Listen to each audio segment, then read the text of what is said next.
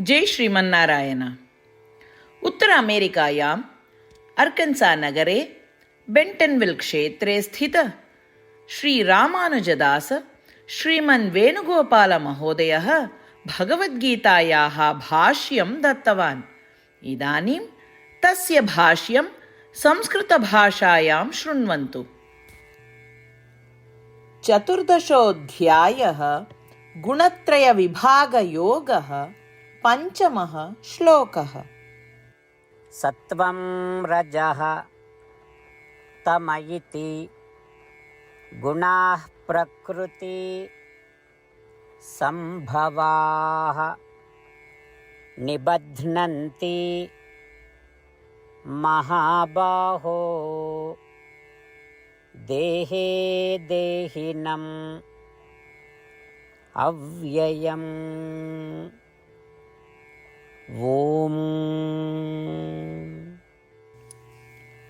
गीताचार्यः श्रीकृष्ण परमात्मा अर्जुन समेतम् अस्मान् सर्वान् गुणत्रयविभागयोगं शिक्षयति।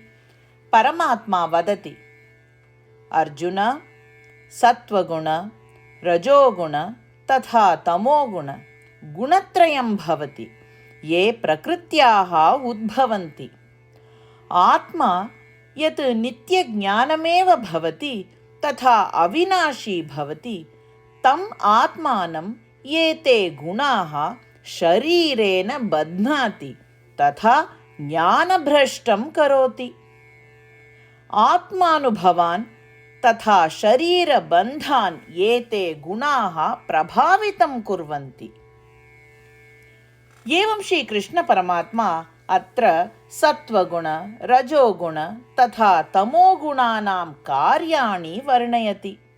अतः सत्व रजस् तमस् गुणत्रयैः स्वभावतः निस्सङ्गः भूत्वा शुद्धात्मरूपिणः वयं यदा शरीरे वसामः तदा शरीरस्थ एतैः त्रिगुणैः बद्धाः भवामः।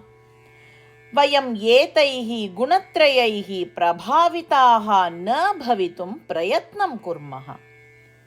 श्रीकृष्णपरमात्मनः उपदेशान् ध्यायन्तः श्रीमन्नारायणप्राप्तिः एव जीवलक्ष्यम् इति मत्वा तदर्थं शरीरस्य सदुपयोगं कुर्वन्तः श्रीमन्नारायणे शरणागतिं कुर्वन्तः वयं सर्वे श्रीकृष्णपरमात्मनः वचनानि अनुसरामः।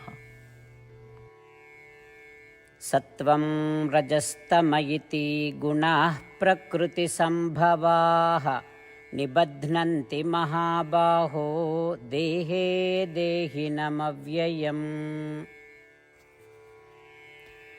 श्रीमद्भगवद्गीतायाः सारांशः, अष्टप्रतिज्ञाः च।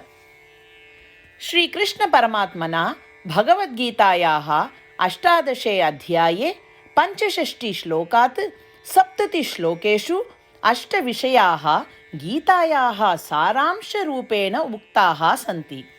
श्रीकृष्णः वदति, एतेषाम् 8 विषयाणाम् अनुसारिणः एव मम प्रियाः, अहं तान् सर्वथा रक्षिष्यामि इति।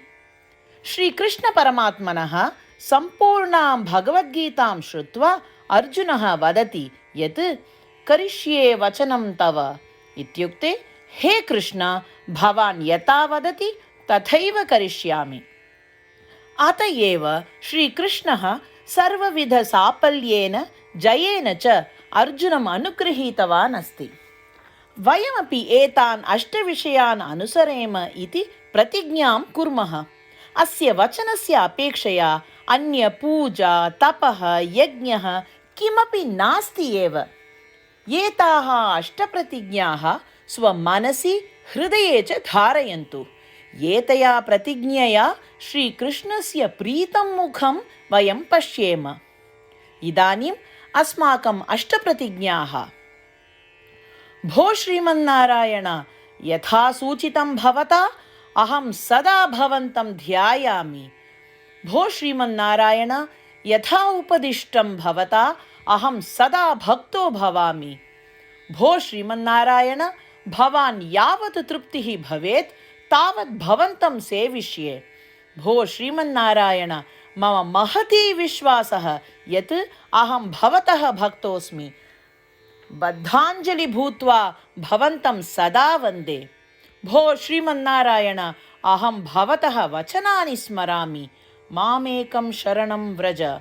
भो श्रीमन्नारायण, भवतः चरणे एव आगतोऽस्मि। भो श्रीमन्नारायण, पुनः स्मरामि भवतः वचनं, मा शुच। अहं कदापि न दुःखो भवामि। भो श्रीमन्नारायण, श्रीमद्भगवद्गीताम् अस्मभ्यं दत्त्वा अस्मान् सर्वान् अनुगृहीतवान् अस्ति। प्रतिदिनं भगवद्गीतायाः एकं श्लोकं वा शृणोमि उत वदामि इति प्रतिज्ञां करिष्ये।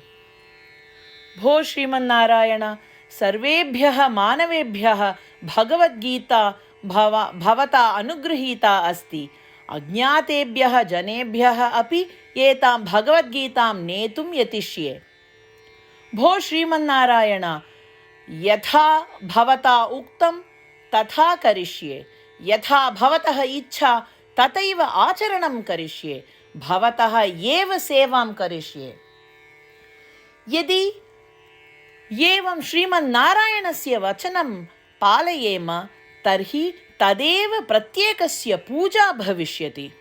पूर्णविश्वासेन पुनः प्रतिज्ञां कुर्मः। भो श्रीमन्नारायण, करिष्ये वचनं तव। सत्वं रजः तम इति गुणाः प्रकृति संभवाः निबध्नन्ति महाबाहो देहे देहिनम् अव्ययम्। ॐ सत्वं रजस्तम इति गुणाः प्रकृतिसम्भवाः निबध्नन्ति महाबाहो देहे देहिनमव्ययम्।